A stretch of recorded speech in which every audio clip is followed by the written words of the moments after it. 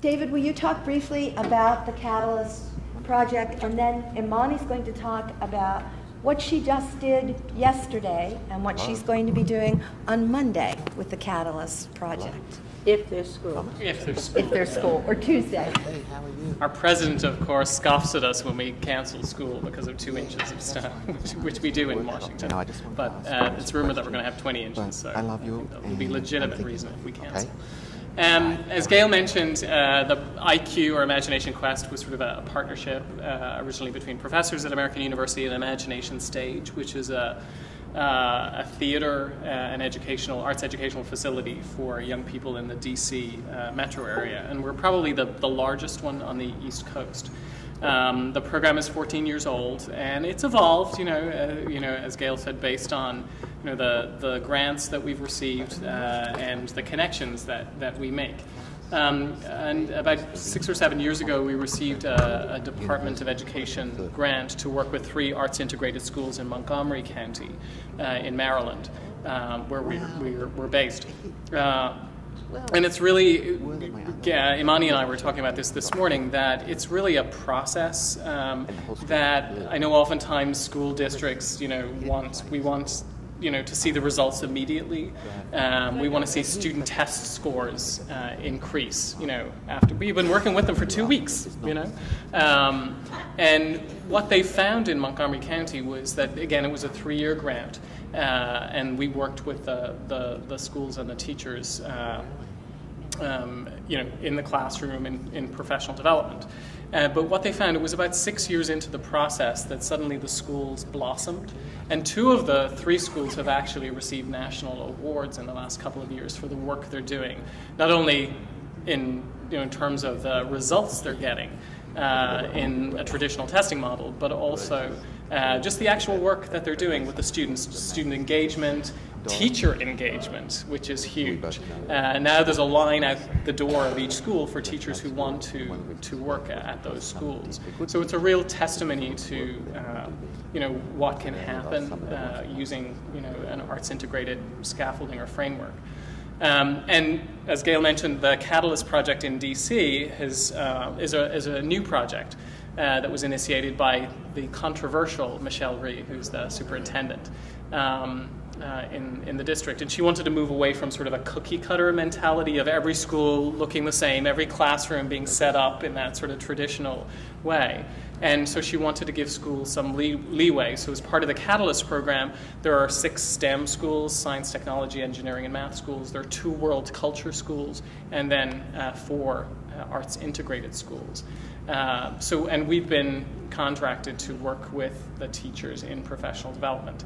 It's an interesting process for us as we've devised the scope of work with them and in the work that we're doing. And it's still sort of iterative. Again, it's a process. It's a process on the part of the teachers and the principals we're working with because each school is very different. Each school has a very different culture. Each school has different leadership. And each school has their own sort of understanding of what arts integration is and what they want their school to look like at the end of this 3-year process.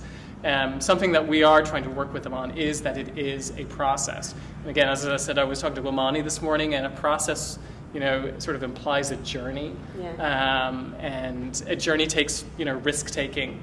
It takes trust.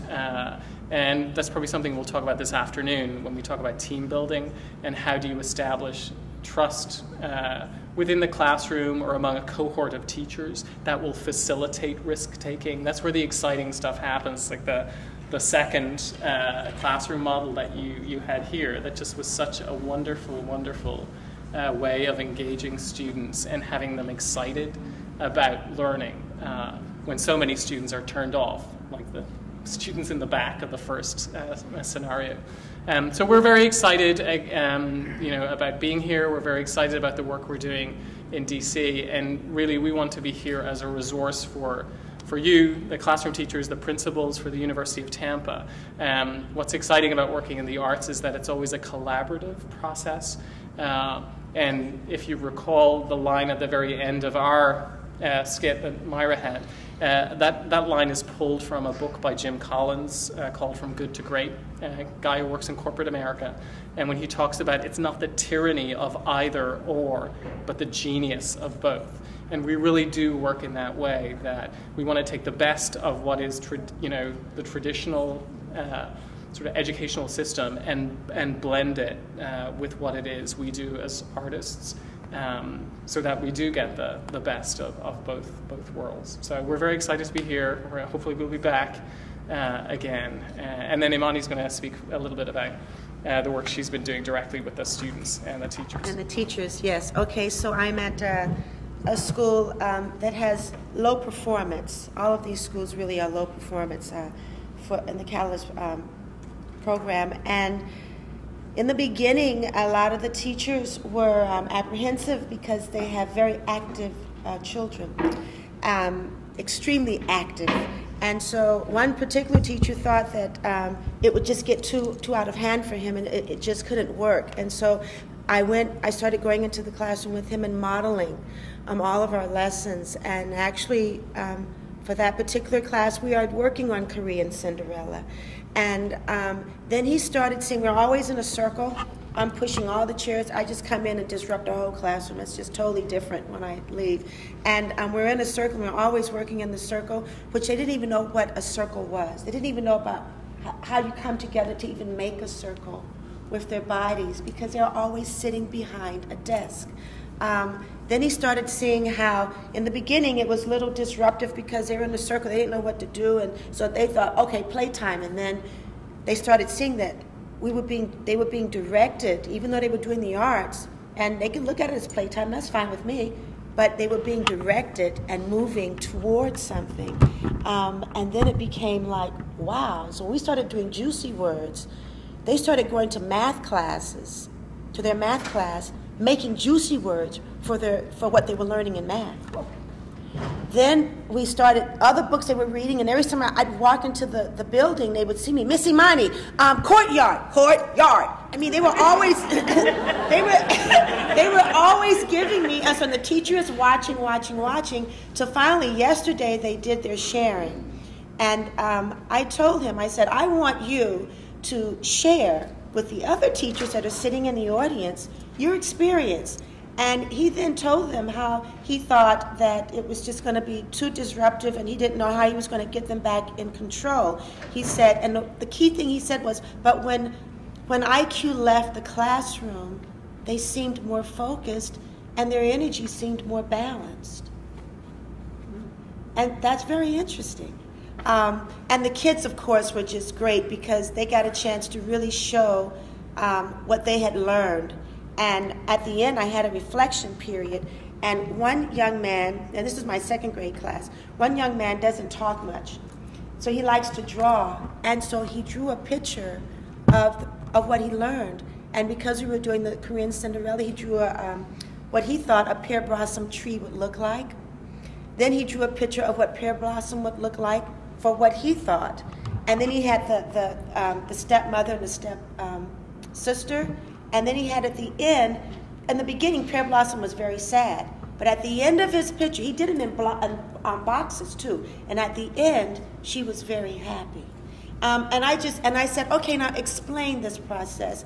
And he really explained his learning process and what it meant for him, the whole story. That right there for me was an assessment. Right there, that was my assessment. He knew exactly what it felt like, because we kept using the word engagement. I like the word experience. They get to experience the text. They get to experience it. That's how they make their connections.